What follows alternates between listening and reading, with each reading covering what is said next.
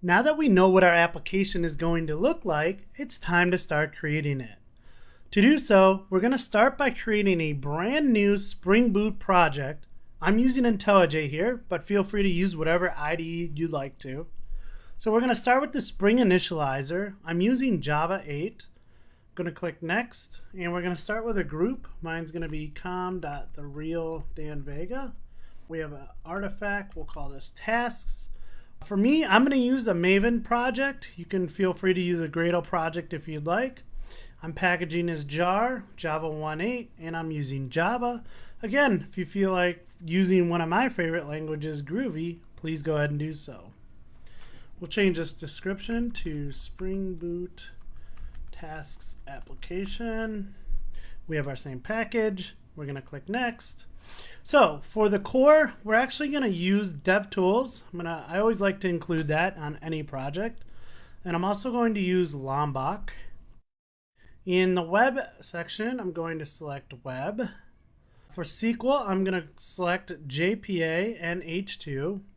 And finally, under ops, I'm going to choose actuator, and I might as well just pull the docs in as well.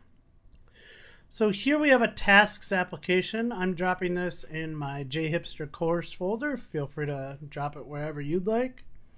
And once that's done, we're going to go ahead and click finish. All right. Let me just grab Maven here, refresh this. All right. So we have a pretty basic Spring Boot app. Again, this should look familiar to everyone. I'm using 1.5.4. Feel free to use any version you'd like. And we have all of our dependencies here. We'll actually be adding, I think, one more as we go along, but this will get us started. So what I like to do whenever I start an app is to kind of break down my app into different packages. So I'm going to have a couple different packages here. I'm going to have a controller. Some people call it web.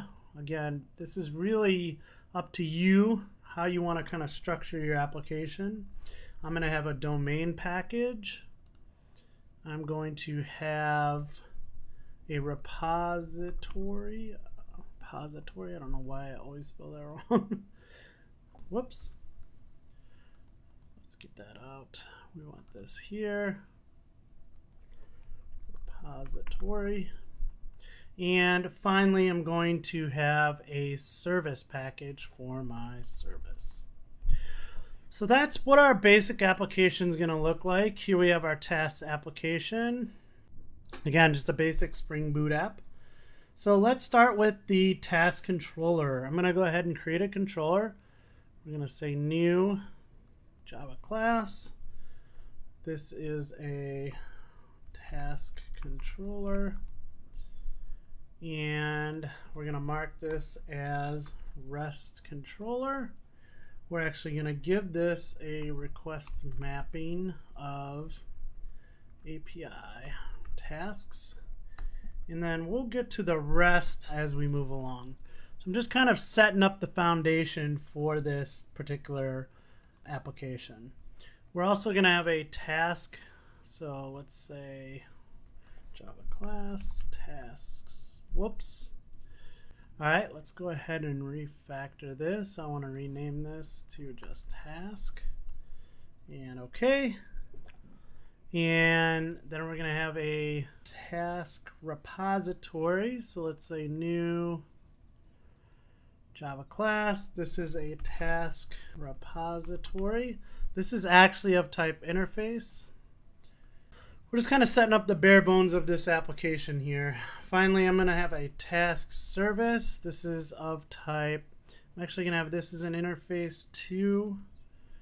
And then I'll have a implementation of this. So let's say task service implementation.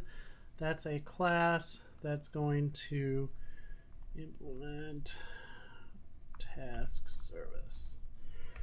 Okay, so I think that is all we need to do for now. That is really the structure of our Spring Boot application. And what we're going to do in the following videos here is start to build out this application. So now we have this structure. We have our main application class that will run. We have a controller, a task to represent a single task in our app, a repository that acts as a persistence layer to fetch and save our tasks, and then we have a service layer that kind of handles the business logic so that our controller does not have to. So this is the main part of our Spring Boot app, and in the next lesson, we'll start to build upon that.